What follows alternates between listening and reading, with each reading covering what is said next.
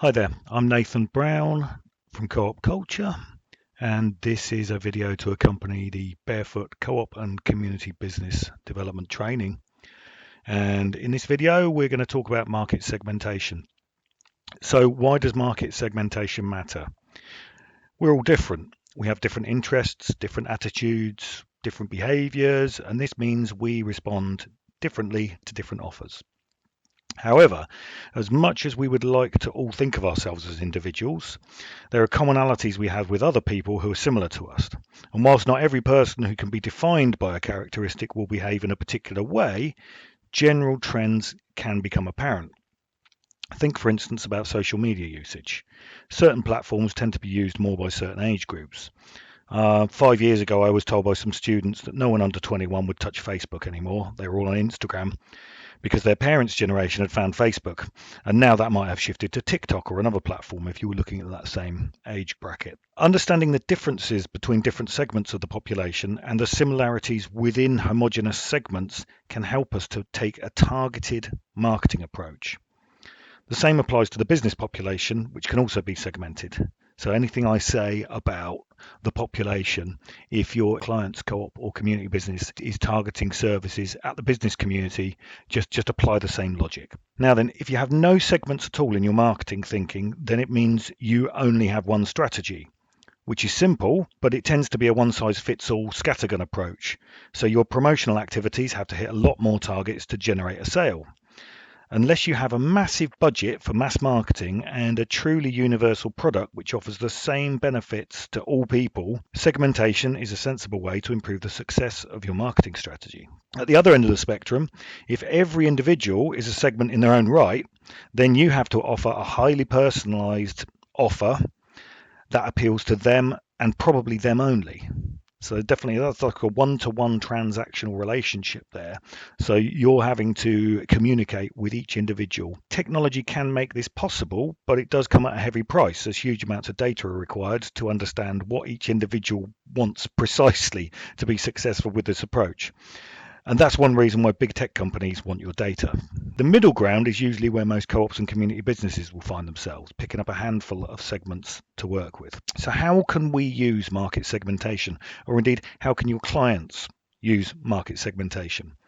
Well, by looking at trends in behaviors, interests, or needs of particular segments of the market, we can interrogate the data and use this information to develop a more successful marketing strategy. Within each segment, the market can be further segmented, which effectively creates a multiplier effect.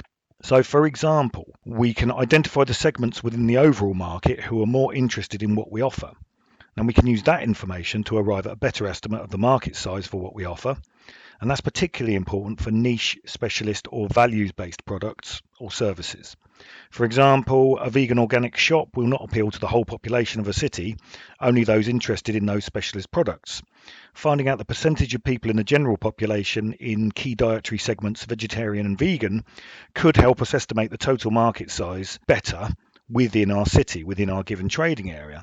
Although we obviously have to consider other factors like competition, location, or accessibility and pricing as to how much of that market we will actually be able to realistically access. And within those key segments, we might be able to further break down the group into other categories such as age, socio-economic group, whereabouts in the city they live. Another thing that we can do with market segmentation, another use, is to help us decide on our target markets. If we can get a better understanding of the likely fit between our offer, the benefits that our products or services offer, and a particular type of customer, then it makes sense to target those customers rather than go for all customers. We can also use market segmentation to carry out targeted market research with the right sort of people. So getting down to the individual segments, if we analyze a segment, we can draw up a sort of persona of the typical customer for that segment. What are their typical behaviors, where do they go, what do they do, that sort of thing. By analyzing the segment, we can develop our brand or offer so it fits better the interests of that segment. We can work out when and where people from that segment want what we're trying to offer them. It can help us to pick the right product or the right goods or services that will appeal to that given target segment. We can also better understand the frequency of purchases or usage of our products or services within that target group, which again can be quite useful for business planning. By analysing within a segment, we can present the benefits of our products in a way that appeals to that particular segment. Now, the same product range may actually have different benefits to different types of people, so it's important to make sure that you're using the right messaging for the right people, rather than perhaps trying to come up with the one size fits all. Looking at a particular segment, we can start to use that information about what the benefits are to them, when and where they go, what product they're interested in, how often they might use it, to start developing the right promotional messages. And also decide on the most appropriate media, timing and location to deliver that message. So for example, if you were targeting millennials, what social media do they use the most? Where do they go in your local area if you decided to use physical collateral such as traditional flyers or posters? What are the places they go? Where do they congregate? Where do they hang out? When do they go there?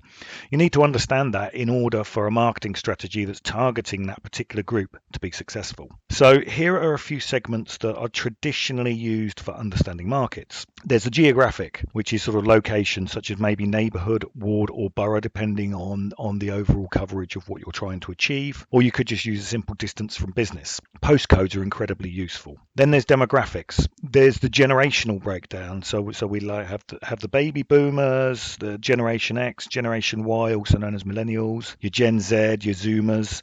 So these are roughly sort of 25-year periods of generation. And these are quite commonly used when it comes to analysing markets. You can be more specific. You could use age brackets of 10-year bands. This would tie in more with the way that official demographics are collected. So local authority statistics tend to be in 10-year bands. Another demographic you can use is the socio-economic groups that people inhabit. So you've got your A, B, C, D, and your 1, 2, 3, 4. There's another way of looking at demographics as well, which is more of a sort of softer view, which is sort of the life cycle. So, is somebody a teenager? Are they young and single? Are they now married or living with a partner? Have they moved on to have children and settle into a different lifestyle? Will they go out less? Or have the kids flown the coop and they've actually got time on their hands, retired people? These are some of the ones that are typically used to try and understand the type of customer who might be interested in what you're doing. Behavioral segmentation. So the regularity or frequency that people use your service or purchase from you, which I've already mentioned. The occasions when they might use or need what you have to offer. So if it's a specialist product, is it a once a year thing? Is it winter? Is it summer? That sort of thing. You can segment by the benefits that people seek. So that's another behavioral way of segmenting the market. And then you can even try segmenting by the loyalty to your brand or your values. So here's an example I put together of how a co-op who had carried out market research on their customers might segment their current market. As a result of the market research, they found out the generational segmentation of their customers. Half of their customers were Generation X, 25% were from the millennial Generation Y group, 15% from the baby boomers. So why is that useful?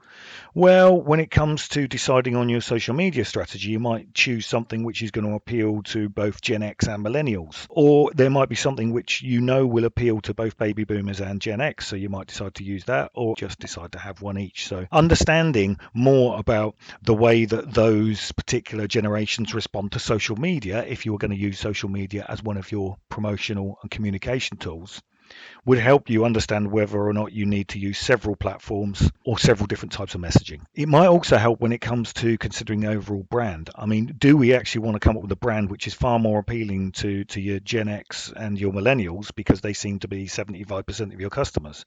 I mean, at first glance, that might be the case. But you might want to do further research because you may find that while 75% of your customers are Gen X and millennial, they make very small purchases and actually they only make up 20% of your turnover. And 80% of your turnover is actually coming from those baby boomers, in which case you'd probably want to focus some of your marketing efforts on attracting more of the baby boomers. Looking at distance segmentation, they found out that 35% of their customers were very local. They were within walking distance, within a mile. And another 32% were within 2 to 4 miles.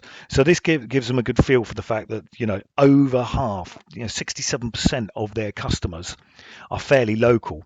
So the question is this because no one or not enough people outside of the area are finding out, because all their previous marketing activities have been too localized, or is this just about their offer and the competition and where other people might go who live further away? So really it's a way of sort of helping us ask more questions. And then there's the shopping frequency. Like 5% of their customers were visiting on a daily basis. 55%, the largest chunk, were coming in once a week, twice a week, so probably doing a big shop. We could guess that they're probably doing a big shop, but again, we'd need to do more research to find that out.